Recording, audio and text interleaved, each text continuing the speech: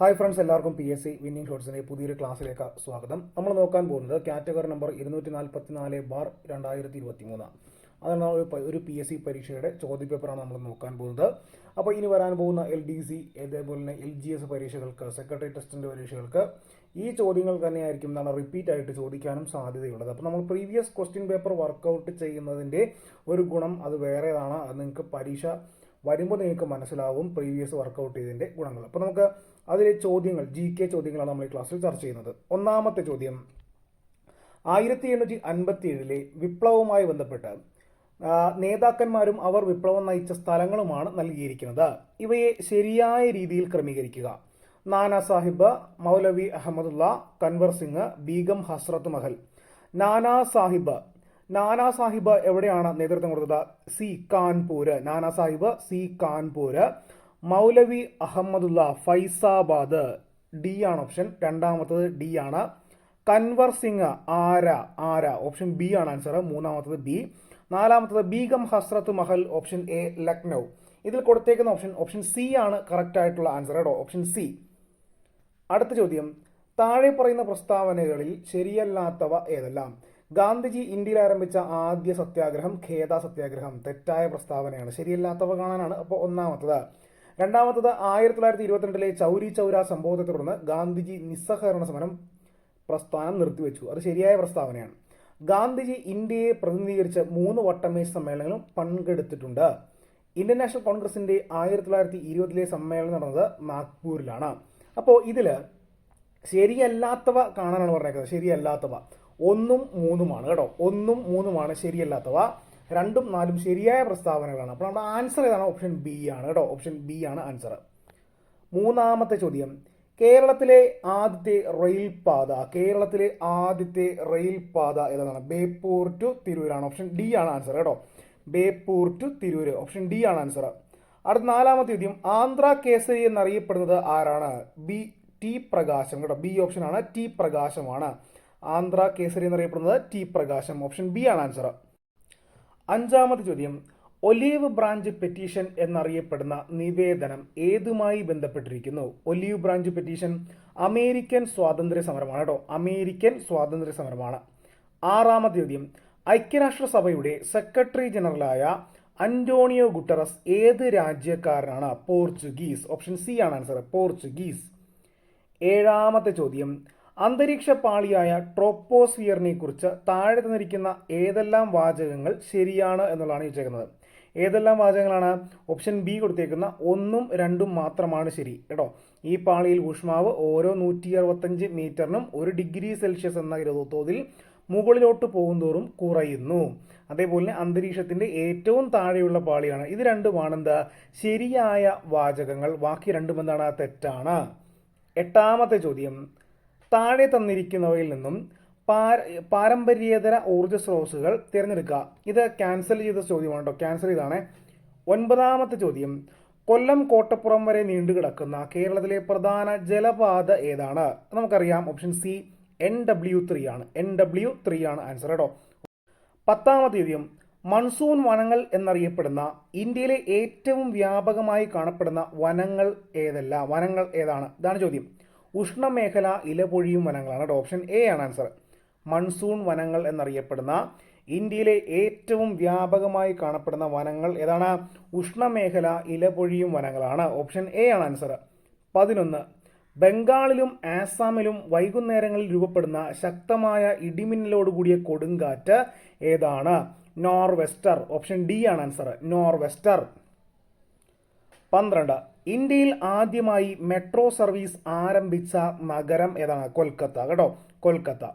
13, ഉപഭോക്താവിന്റെ സന്തുലിതാവസ്ഥ ഉണ്ടാകുന്നത് ബജറ്റ് ലൈനും നിസ്സംഗതാവക്രവും കൂട്ടിമുട്ടുന്ന ബിന്ദുവിൽ കേട്ടോ. അതാണ് ആൻസർ കേട്ടോ. ഉപഭോക്താവിന്റെ സന്തുലിതാവസ്ഥ ഉണ്ടാകുന്നത് ബജറ്റ് ലൈനും നിസ്സംഗതാവക്രവും കൂട്ടിമുട്ടുന്ന ബിന്ദുവിലാണ്. അത് ഓർത്തിരിക്കുക. അതിനിയും ചോദിക്കാൻ സാധ്യതയുള്ള ചോദ്യമാണ് കേട്ടോ. 13ാമത്തത്. 14ാമത്തെ ചോദ്യം, ആസ്തികളിൽ ഏറ്റവും ലിക്വിഡായ രൂപം ഏതാണ്? ഓപ്ഷൻ സി ആണ് ആൻസർ. പണം കേട്ടോ. ആസ്തികളിൽ ഏറ്റവും ലിക്വിഡായ രൂപം ഏതാണ്? പണമാണ്. ഓപ്ഷൻ സി ആണ് ആൻസർ. 15ാമത്തെ ചോദ്യം, ഒരു വ്യക്തിയുടെ വരുമാനം ഇതിൽ ഏതാണ് എന്നുള്ളതാണ്. ഇവയെല്ലാം എന്താണ്? അത് ആൻസർ ഏതാണ്? ഓപ്ഷൻ ഡി ആണ്. ഇവയെല്ലാം ഒരു വ്യക്തിയുടെ വരുമാനം ഇതിൽ ഏതാണ്? 0, നെഗറ്റീവ്, പോസിറ്റീവ്, ഇവയെല്ലാം. ആൻസർ ഏതാണ്? ഇവയെല്ലാമാണ് കേട്ടോ. 16ാമത്തെ ചോദ്യം, ഉൽപാദന ഘടകങ്ങളുടെ ഡിമാൻഡ് ഏതാണ്? ഡിറൈവ്ഡ് ഡിമാൻഡ് കേട്ടോ. ഉൽപാദന ഘടകങ്ങളുടെ ഡിമാൻഡ് ഏതാണ്? ഡിറൈവ്ഡ് ഡിമാൻഡ് ആണ്. എക്കണോമിക്സിലെ ചോദ്യങ്ങളൊക്കെ അത്യാവശ്യം നല്ല സ്റ്റാൻഡേർഡ് ചോദ്യങ്ങളായിരുന്നു. അപ്പോൾ ഇത് എന്താണ്? ഇനിയും ചോദിക്കാൻ സാധ്യതയുള്ള ചോദ്യങ്ങളാണ്. അപ്പോൾ 17ാമത്തെ ചോദ്യം, കേന്ദ്ര ബാങ്ക് വാണിജ്യ ബാങ്കുകൾക്ക് വായ്പ നൽകുമ്പോൾ ഈടാക്കുന്ന പലിശ ബാങ്ക് നിരക്കാണ് കേട്ടോ. ഓപ്ഷൻ എ ബാങ്ക് നിരക്ക്. 18ാമത്തെ ചോദ്യം, ഇന്ത്യയുടെ ദേശീയ വരുമാനം കണക്കാക്കുമ്പോൾ ഒഴിവാക്കുന്നത് വീട്ടമ്മമാരുടെ വരുമാനമാണ് കേട്ടോ. തന്നിരിക്കുന്നതിൽ വീട്ടമ്മമാരുടെ വരുമാനമാണ് ഒഴിവാക്കുന്നത്. 19ാമത്തെ ചോദ്യം, ചുവടെ ചേർക്കുന്നവയിൽ ശരിയായ പ്രസ്താവന ഏത്? 73ാം ഭേദഗതി പഞ്ചായത്തി രാജ് സംവിധാനവുമായി ബന്ധപ്പെട്ടുള്ളതാണ്. 74ാം ഭേദഗതി നഗരപാലിക സമ്പ്രദായവുമായി ബന്ധപ്പെട്ടുള്ളതാണ്. എന്താണ് ശരിയായ പ്രസ്താവന? 1ഉം 2ഉമാണ് കേട്ടോ. 3ാമത്തത് നെഹ്റു, അംബേദ്കർ തുടങ്ങിയവർ തദ്ദേശ സ്ഥാപനങ്ങളെ അനുകൂലിച്ചിരുന്നു. അത് തെറ്റായ പ്രസ്താവനയാണ്. അപ്പോൾ ഓപ്ഷൻ 1ഉം 2ഉം എന്താണ്? ശരിയായ പ്രസ്താവനയാണ് കേട്ടോ. ഓപ്ഷൻ 1ഉം 2ഉമാണ് ശരിയായ പ്രസ്താവന. 20ാമത്തെ ചോദ്യം, 73ാം ഭരണഘടനാ ഭേദഗതിയുമായി ബന്ധപ്പെട്ട് ശരിയായ പ്രസ്താവന ഏത്? ത്രിതല ഭരണ സമ്പ്രദായം പ്രാദേശിക തലത്തിൽ പ്രദാനം ചെയ്യുന്നു. ജില്ലാ പഞ്ചായത്താണ് മേൽഘടകം. എല്ലാ സംസ്ഥാനങ്ങളിലും ത്രിതല തദ്ദേശീയ ഭരണ സംവിധാനം അത്യന്താപേക്ഷിതമാണ്. അപ്പോൾ ഇതിൽ ഓപ്ഷൻ എ 1ഉം only 1 and 2 അതാണ് ഇത് ശരിയായ പ്രസ്താവന കേട്ടോ. ഓപ്ഷൻ 1 and 2 ഓപ്ഷൻ എ ആണ്. ആദ്യത്തെ പ്രസ്താവനയും രണ്ടാമത്തെ പ്രസ്താവനയുമാണ് ശരിയായത്. മൂന്നാമത്തെ എന്താണ്? തെറ്റായ പ്രസ്താവനയാണ്. 21ാമത്തെ ചോദ്യം, ചുവടെ ചേർക്കുന്ന പ്രസ്താവനകളിൽ ശരിയേത്?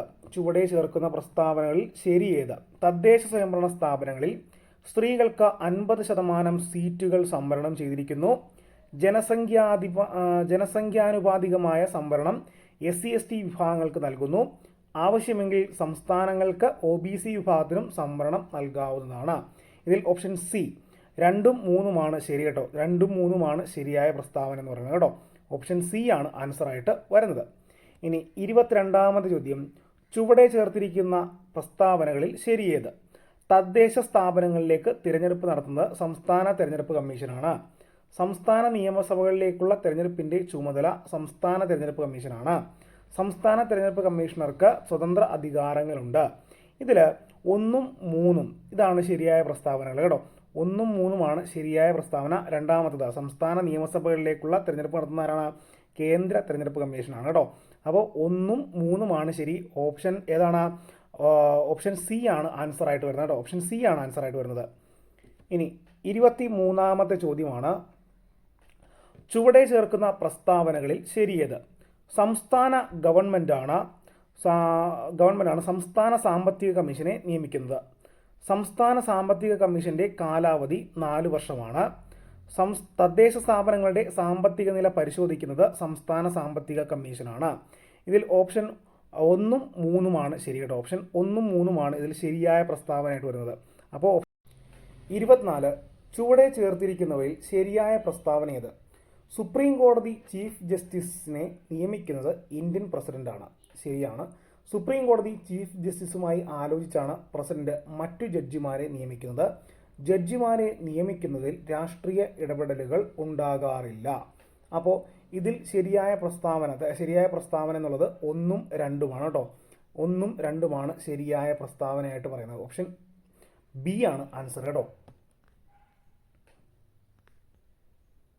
25 ജഡ്ജിമാരെ പുറത്താക്കുന്നതുമായി ബന്ധപ്പെട്ട് ശരിയായ പ്രസ്താവന ഏതാണ്? സുപ്രീം കോടതിയിലും ഹൈക്കോടതിയിലും ജഡ്ജിമാരെ പുറത്താക്കുന്നത് തെളിയിക്കപ്പെട്ട സ്വഭാവ ദൂഷ്യത്തിൻ്റെ അടിസ്ഥാനത്തിലാണ്. ലോകസഭയിലെയും രാജ്യസഭയിലെയും കേവല ഭൂരിപക്ഷം പുറത്താക്കാൻ ആവശ്യമാണ്. ലോകസഭയിലെയും രാജ്യസഭയിലെയും പ്രത്യേക ഭൂരിപക്ഷത്തിൻ്റെ അടിസ്ഥാനത്തിലാണ് പുറത്താക്കുന്നത്. ഇത് ഓപ്ഷൻ 25ാമത്തത് ഓപ്ഷൻ ഡി ആണ് ആൻസർ. 1ഉം 3ഉമാണ് ശരി കേട്ടോ. 1ഉം 3ഉം ഓപ്ഷൻ ഡി ആണ് ആൻസർ. 1ഉം 3ഉമാണ് ശരിയായ പ്രസ്താവനകൾ. 26. റിട്ടുകളുമായി ബന്ധപ്പെട്ട ശരിയായ പ്രസ്താവന ഏതാണ്? റിട്ടുകളുമായി ബന്ധപ്പെട്ട ശരിയായ പ്രസ്താവന ഏതാണ്? സുപ്രീം കോടതിക്ക് മാത്രമേ റിട്ട് പുറപ്പെടുവിക്കാനുള്ള അധികാരമുള്ളൂ. ഹൈക്കോടതിക്കും സുപ്രീം കോടതിക്കും റിട്ടുകൾ പുറപ്പെടുവിക്കാം. പ്രധാനമായും 5 റിട്ടുകളാണുള്ളത്. ഇതിലേതാണ് ശരി?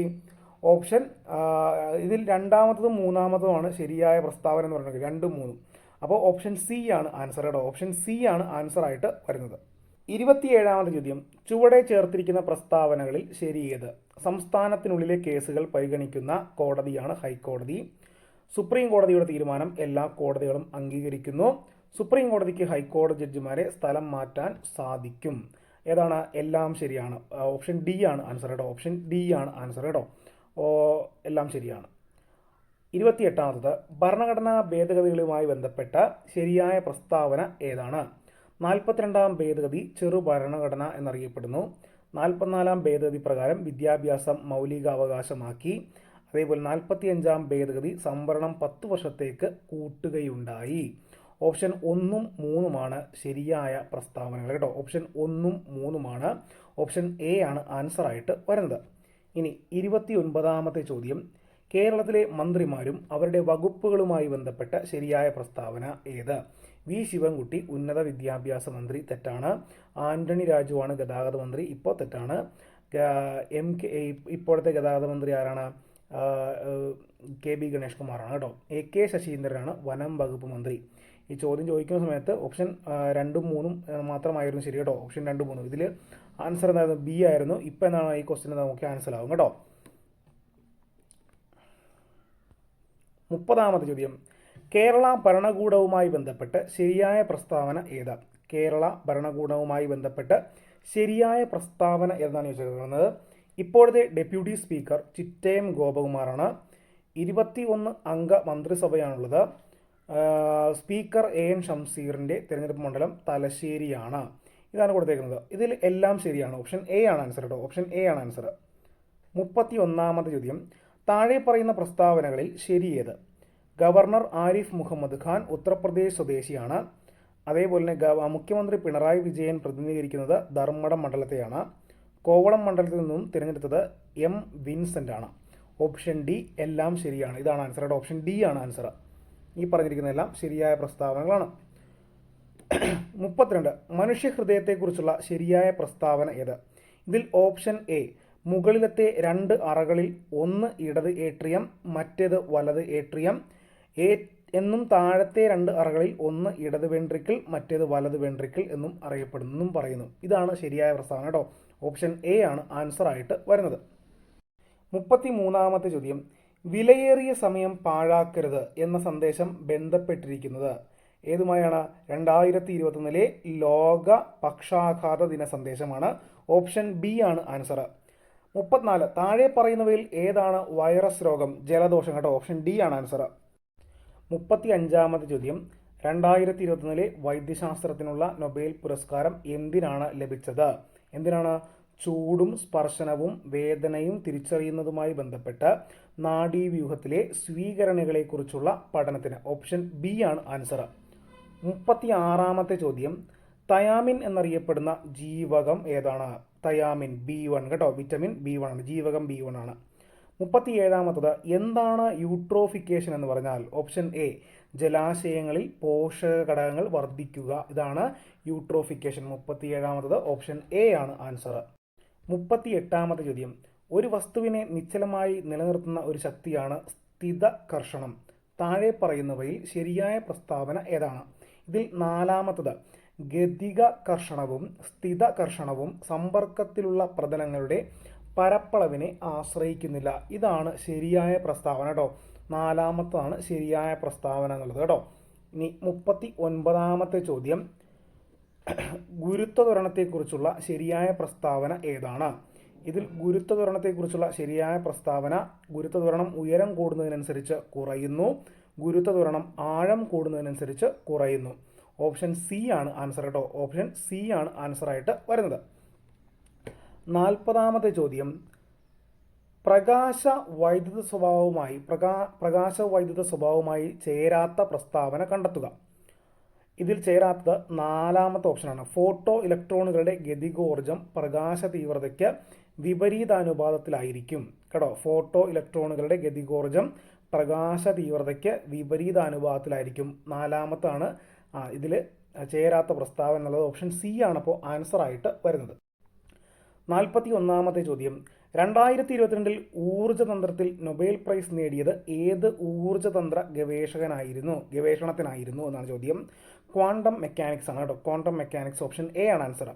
42, ശ്മശാനങ്ങളിലെ പ്രേതബാധ എന്ന് തെറ്റിദ്ധരിപ്പിക്കാൻ ഇടയുള്ള ഏത് മൂലകത്തിൻ്റെ രൂപാന്തരത്തിൻ്റെ ഇരുട്ടിലുള്ള തിളക്കം മൂലമാണ്? ഫോസ്ഫറസ് ആണ് കേട്ടോ ആൻസർ. ഓപ്ഷൻ ബി ഫോസ്ഫറസ് ആണ്. 43ാമത്തെ ചോദ്യം, ലൂയിസ് സിദ്ധാന്ത പ്രകാരം ആസിഡ് ആയിട്ടുള്ളത് BF3 ആണ്. ഓപ്ഷൻ ഡി ആണ് ആൻസർ. BF3.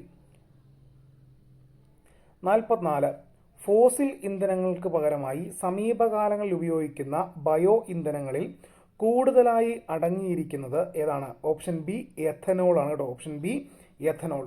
45ാമത്തെ ചോദ്യം, ആധുനിക സിദ്ധാന്തമനുസരിച്ച് ന്യൂക്ലിയസിന് ചുറ്റും ഇലക്ട്രോണുകളെ കണ്ടെത്താൻ കൂടുതൽ സാധ്യതയുള്ള മേഖലകളെ അറിയപ്പെടുന്നത് ഓപ്ഷൻ ബി ഓർബിറ്റൽ കേട്ടോ. ഓപ്ഷൻ ബി ഓർബിറ്റൽ എന്നാണ്. 46ാമത്തെ ചോദ്യം, ചുവടെ തന്നിരിക്കുന്ന കവികളിൽ ജ്ഞാനപീഠ പുരസ്കാരം നേടിയവർ ആരെല്ലാമാണ്? 1, 3, 4. അതായത് ജി ശങ്കരക്കുറുപ്പ്, ONV, അക്കിത്തം അച്യുതൻ നമ്പൂതിരിപ്പാട്. ഇവർക്കാണ് ജ്ഞാനപീഠ പുരസ്കാരം ലഭിച്ചിട്ടുള്ളതെന്ന് ഓർത്തിരിക്കുക. 47ാമത്തത് ഒരു കവിതയാണ്. അതിലെ വരികളാണ്: ജാതി ചോദിക്കുന്നില്ല ഞാൻ സോദരി, ചോദിക്കുന്നു നീർ നാവു വരണ്ടഹോ, ഭീതി വേണ്ട തരികതിനിക്കു നീ എന്നീ പ്രകാരം ദാഹജലം ചോദിച്ചത് ഏത് ഇതിലാണെന്ന് ചോദിച്ചേക്കുന്നത്. അപ്പോൾ ആനന്ദൻ മാതങ്കിയോട് ചോദിച്ചാണ്. ഓപ്ഷൻ ബി ആണ് ആൻസർ കേട്ടോ. ആനന്ദൻ മാതങ്കിയോട് ചോദിച്ചതാണ്. ഓപ്ഷൻ ബി ആണ് ആൻസർ. ഇനി 48ാമത്തെ ചോദ്യം, മലയാള ചെറുകഥകളും അവയുടെ ചലച്ചിത്രാവിഷ്കാരവുമാണ് ചുവടെ ഓർത്തിരിക്കുന്നത്. ശരിയായവ കണ്ടെത്തുക. അതിൽ പള്ളിവാളും കാൽച്ചിലമ്പും നിർമാല്യം, ഭാസ്കര പട്ടേലും എൻ്റെ ജീവിതവും വിധേയൻ, നീലവെളിച്ചം ഭാർഗവി നിലയം, വിവാഹം പരിണയം. അപ്പോൾ ഇതിൽ ശരിയായവ കണ്ടെത്താനാണ് 1, 2, 3. ഇതാണ് ശരിയായത് കേട്ടോ. 1, 2, 3. നാലാമത്തെ എന്താണ്? തെറ്റായ ഓപ്ഷനാണ് കേട്ടോ. 1, 2, 3. ഓപ്ഷൻ എ ആണ് ആൻസർ ആയിട്ട് വരുന്നത്. 49ാമത്തെ ചോദ്യം, സൈബർ ലോകം പ്രമേയമാക്കി നൃത്തം എന്ന നോവൽ രചിച്ചത് ആരാണ്? M. മുകുന്ദനാണ് കേട്ടോ. M. മുകുന്ദൻ. ഓപ്ഷൻ സി ആണ് ആൻസർ.